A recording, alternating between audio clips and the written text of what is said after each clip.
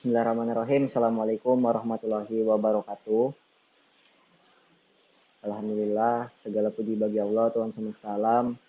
Pada video kali ini, saya ingin mempresentasikan hasil seminar PKL atau praktik kerja lapangan. Adapun judul seminar PKL yang saya ambil yaitu Sistem Penyewaan Layanan Penginapan dan Aula di Balai Pelatihan dan Pemberdayaan Masyarakat Desa, Daerah Tertinggal dan Transmigrasi Banjarmasin. Disusun oleh, izin memperkenalkan diri, nama saya Noval Ihsan dengan NPM 21100100540. Kelas 7A reguler pagi Banjarmasin. Lokasi praktik kerja lapangan yang saya ambil yaitu di kantor Balai Pelatihan dan Pemberdayaan Masyarakat Desa, Daerah Tertinggal dan Transmigrasi Banjarmasin. Terletak di Simpang 4 Handil Bakti, sebelah kantor polisi Jalan Handil Bakti, kilometer 9,5, nomor 95 Barito Kuala. Nah, adapun tujuan PKL yang saya ambil ini yaitu melatih dalam keterampilan administratif, manajerial, dan teknis sesuai dengan bidang kerja di lingkungan kantor pemerintah. Sehingga kami memutuskan mengambil judul laporan yang sesuai bidang program PKL yang kami kerjakan. Nah, adapun manfaat, yang pertama itu mempermudah jalannya administrasi khususnya di bidang pelayanan penginapan dan aula. Terus yang kedua mengefisiensikan waktu untuk proses pengerjaan pelayanan penginapan dan aula. Dan yang terakhir yang ketiga memberikan manfaat bagi para pengguna untuk terus memanfaatkan teknologi yang sekarang. Adapun temuan permasalahan yang kami alami, itu yang pertama pembuatan aplikasi yang agak sedikit rumit dikarenakan memerlukan data yang akurat sehingga memerlukan proses yang sedikit agak lama.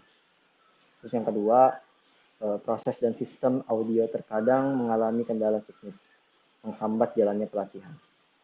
Yang ketiga, sulitnya bertemu dengan staf penanggung jawab aula sehingga minimnya data yang kami ambil. Nah, adapun analisis sistem berjalan. Nah, mulai dari yang pertama itu ada resepsionis, customer, sistem lama, dan juga petugas gedung. Pertama dimulai dari login atau mulai, petugas resepsionis akan mengarahkan customer untuk mengisi data penyewaan menggunakan komputer yang disediakan.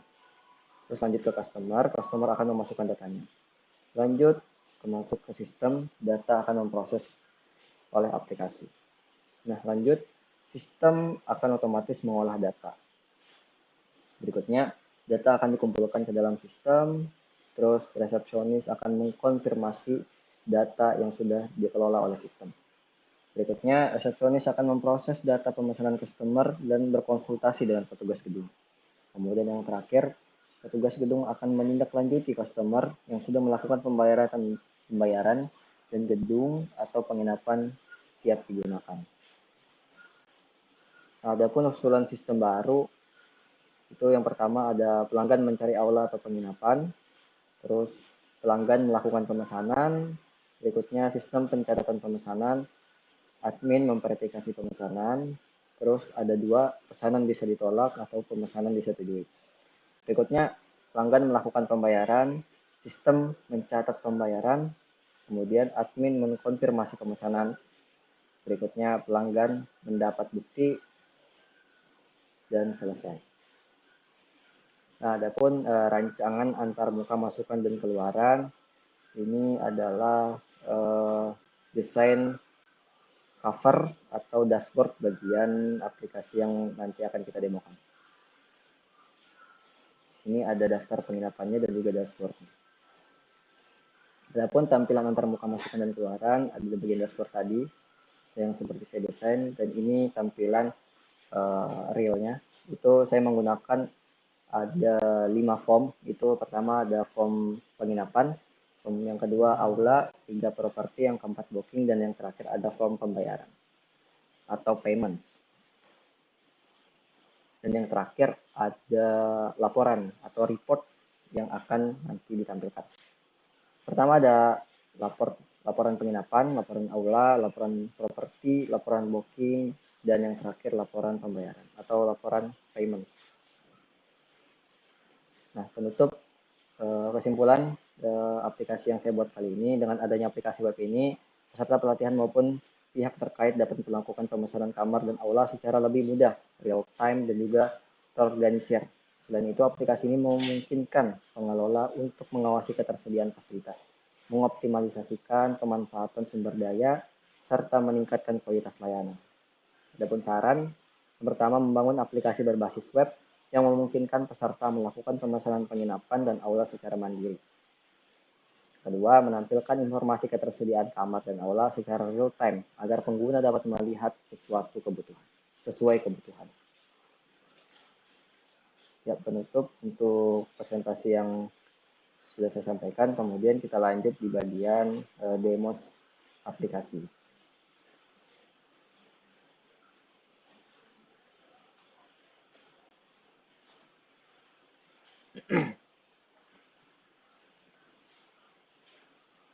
Ya, mulai dari awal kita logout dulu.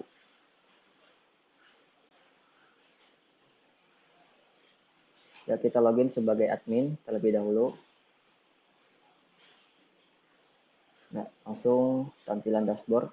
Nah, di sini yang seperti saya sampaikan tadi ada 5 form, terus ada user dan about us. Pertama yang saya akan jelaskan penginapan. Nah, di form penginapan ini beberapa fitur. Yang pertama ada fitur tambah penginapan, terus ada edit, ada detail, dan juga hapus data. Mungkin kita akan coba untuk tambah penginapan terlebih dahulu. Masuk di tambah penginapan. Nama penginapannya sesuai tema yang saya buat itu nama-nama bunga ya. Misalkan lavender. Lokasinya ambil. Kita pilih satu foto. Foto terserah.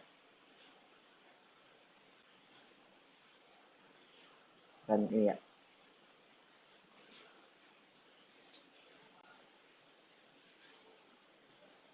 Ya, open. Nah, harga per malamnya kalau di lokasi tersebut ada 2 kategori kategori harga. Yang pertama ada harga 150.000 dan juga harga 300 sesuai dengan properties nanti. Nah, properties akan kita jelaskan nanti form properties. Pertama kita masukkan harga 150. Nah, statusnya kita bisa pilih tersedia atau tidak. Ketika tersedia, tambahkan. Oke, penginapan berhasil ditambahkan. Ya, lavender. Nah, terus kita coba di bagian edit. Apakah bisa? Kita mau mengedit data. Oh, ternyata bisa. Yes. Oke, kita back. Jadi nanti user jika ingin melihat detailnya juga bisa klik. Nah, sini bisa dilihat juga. Terus ada hapus. Nah, hapus ini juga bisa. Akan kita klik hapus. User, karena apakah Anda yakin untuk menghapus, klik OK. Oke, penginapan berhasil dihapus. Jadi programnya berhasil. Mungkin kita coba di ekspor PDF atau report laporannya.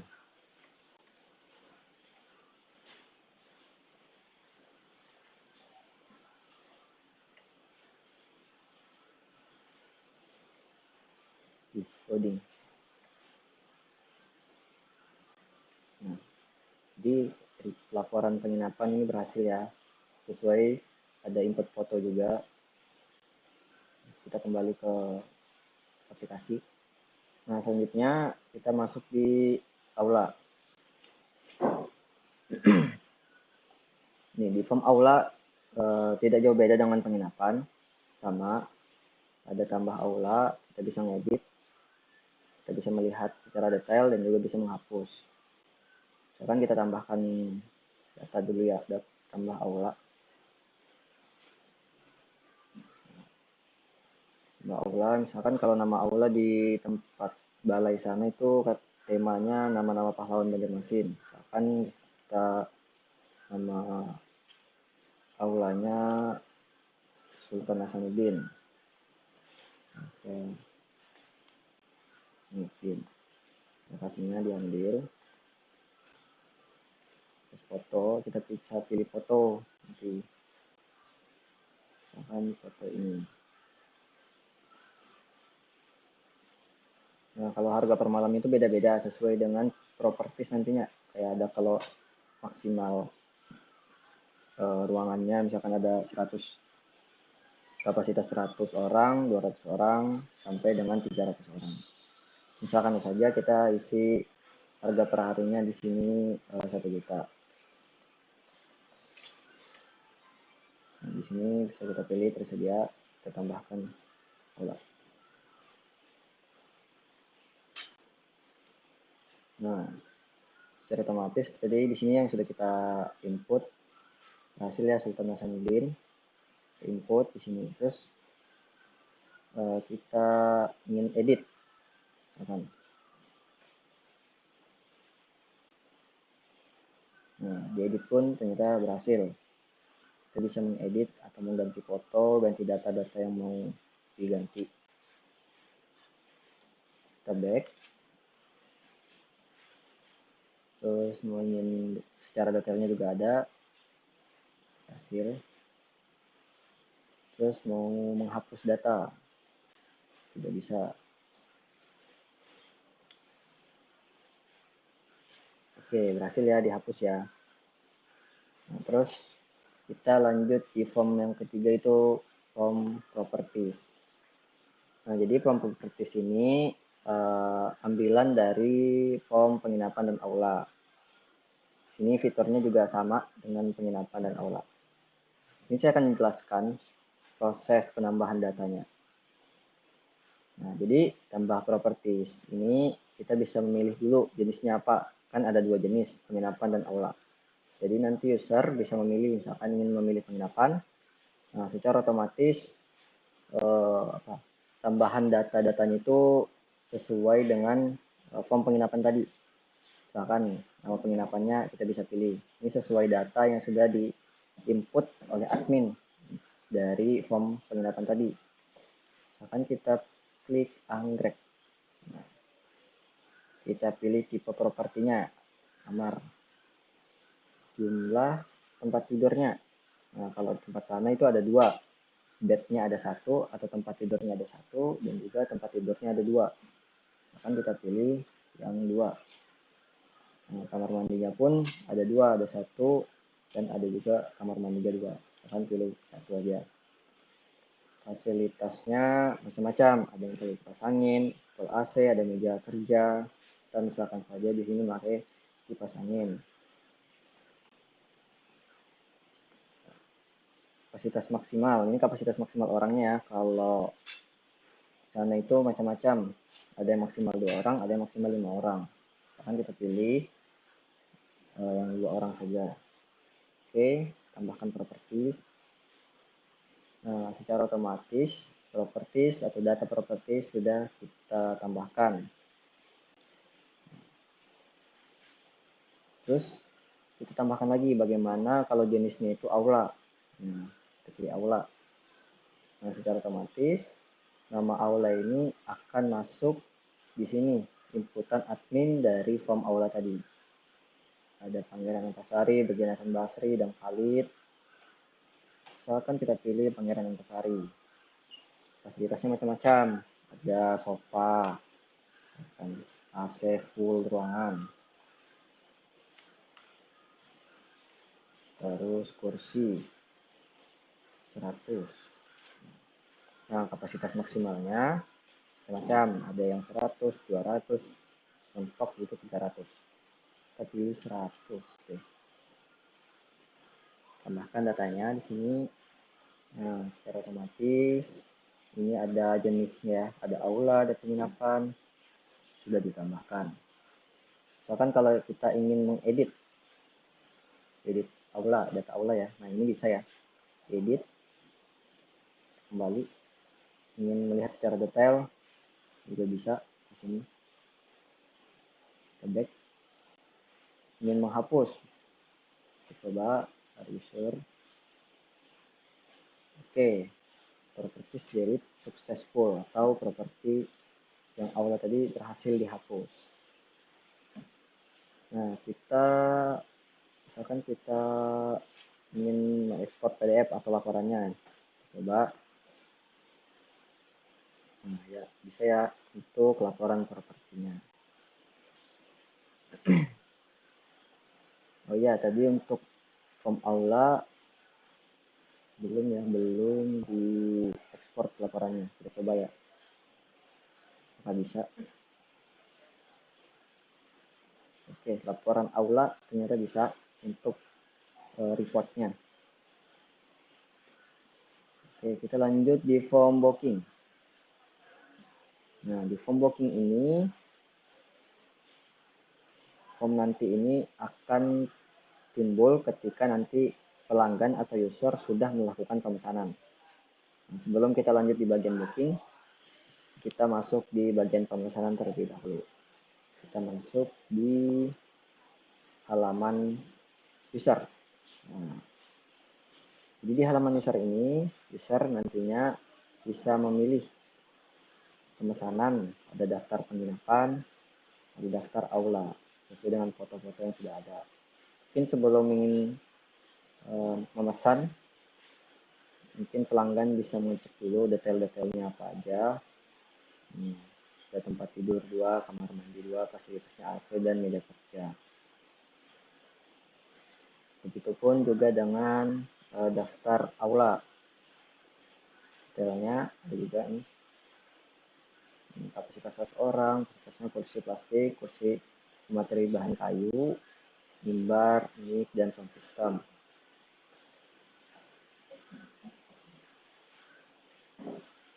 Nah, terus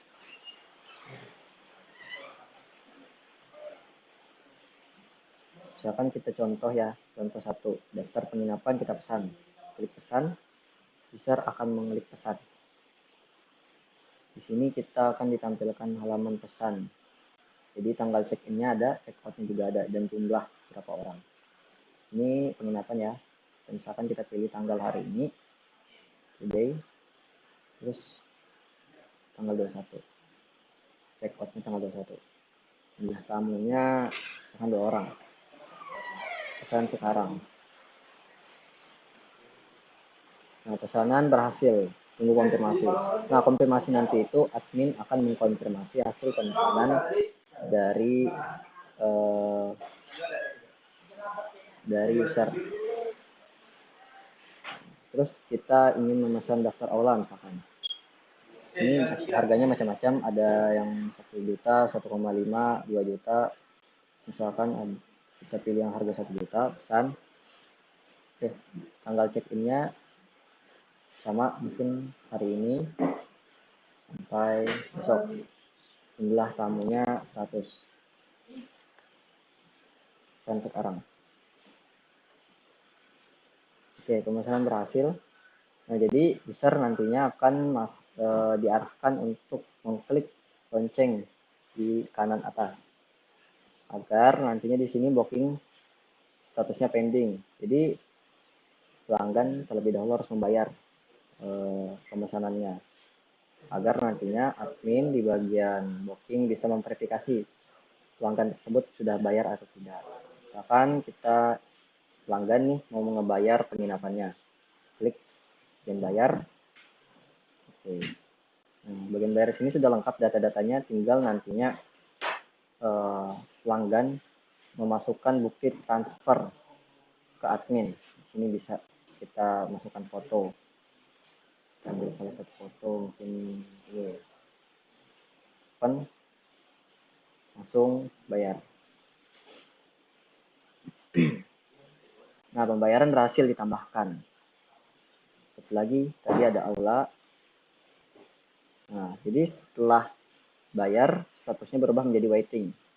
Nah, ini waiting nanti akan berubah ketika admin sudah memverifikasi di bagian halaman booking. Kemudian di pembayaran Aula, kita klik bayar. Sama sebelumnya, user atau pelanggan hanya memasukkan bukti transfer di bagian paling bawah atau bukti pembayaran. Ini Udah masuk, tinggal klik bayar.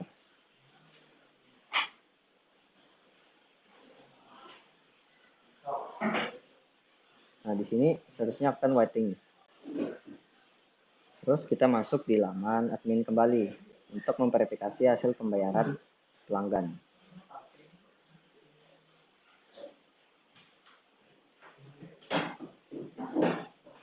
Nah, tadi sudah ya, nih sudah ada anggrek dan juga Pangeran Antasari atau penginapan dan aula. Tinggal kita verifikasi betul atau tidak pelanggan sudah melakukan pembayaran. Kita klik bagian action di sini.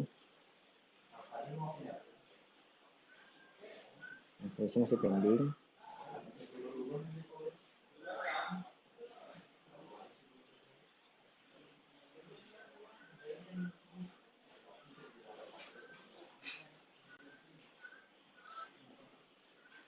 Bentar, kita masuk di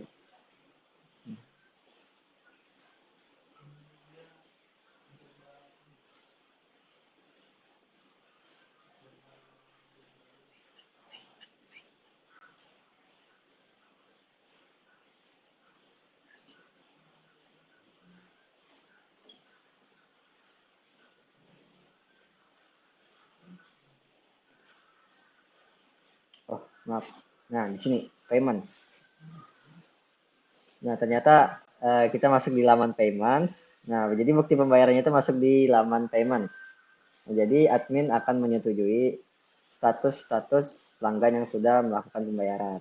Kita bisa lihat bukti pembayaran yang sudah pelanggan kirim tadi. Nah, sesuai.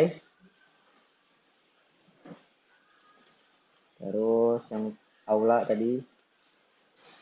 Nah, ini sudah juga. Jadi admin bisa mengklik action ya di bagian centang, atau kalau tidak sesuai bisa diklik X. Kalau sesuai kita klik centang plus. Oke. Ini juga oke. Terus kita masuk di laman booking. Nah, secara otomatis tadi yang statusnya waiting menjadi approve profit. Kita lihat actionnya ya sudah. Terus masuk di bagian apa, daftar penginapan kembali atau halaman user. Nah, halaman user di sini kita bisa mencetak hasil transaksi pembayarannya yang sudah diverifikasi oleh admin. Nah, di sini nanti secara otomatis statusnya payment successfully. Payment successful atau pembayaran sudah berhasil sesuai.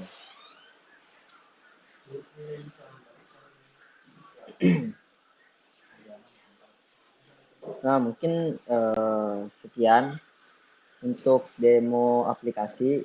Untuk selanjutnya untuk user di sini saya menggunakan 3 role, yaitu ada admin, host, dan user.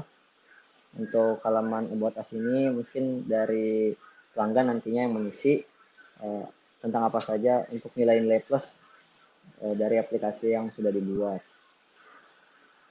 Nah, mungkin sekian demo aplikasi dari saya. Lebih dan kurangnya mohon dimaafkan. Sekali lagi terima kasih banyak. Assalamualaikum warahmatullahi wabarakatuh.